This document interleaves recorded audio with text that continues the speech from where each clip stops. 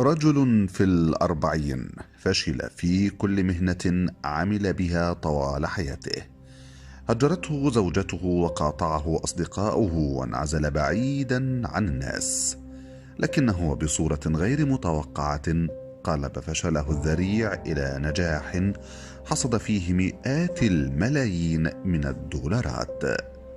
بريندان جرين رجل أيرلندي من مواليد عام 1980، أنهى الثانوية العامة عام 1998 والتحق بكلية الفنون آملا العمل بالتمثيل، لكن بعد تخرجه فشل بالحصول على مهنة بالفن بسبب افتقاده للواسطة كما يقول.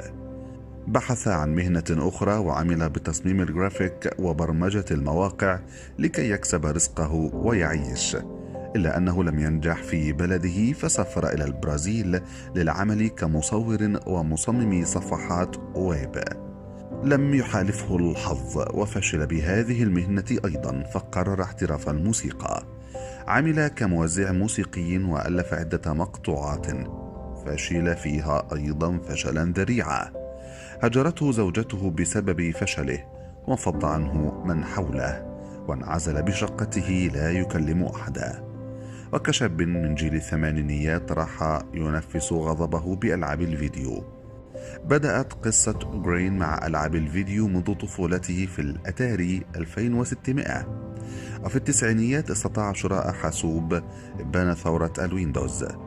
كان حينها يلعب لعبة دوم الشهيرة على الكمبيوتر، ومع ثورة الاتصال بالإنترنت أواسط التسعينيات انتقل إلى الألعاب الجماعية أهمها دلتا فورس. انقطع عن الألعاب فترة انشغاله بالجامعة والزواج والبحث عن وظيفة، وعند اشتداد أزمته العاطفية بالعمل والزواج انعزل في ألعاب الفيديو.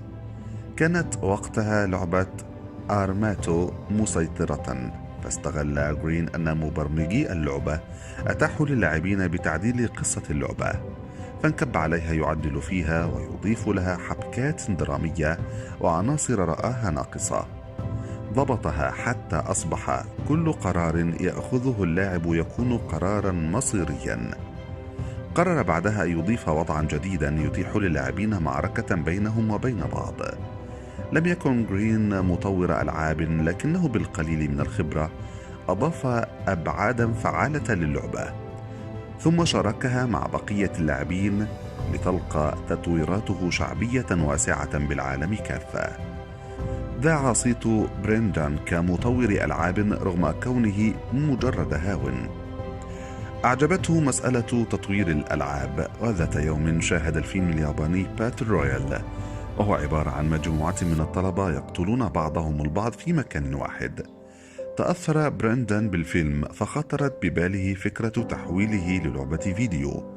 تواصل مع شركة ألعاب كورية شهيرة وعرض عليهم الفكرة، وأضاف لها بعدا دراميا بأن اللاعب كما الواقع له فرصة واحدة فقط، إما يموت أو يعيش.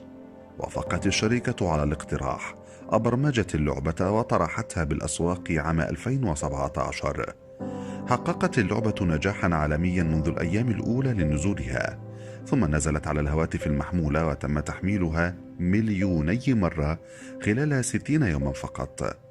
جمع بريندان ثروة قدرها 200 مليون دولار خلال 4 أشهر فقط، بعد أن أصبحت لعبته الأكثر شهرة في العالم.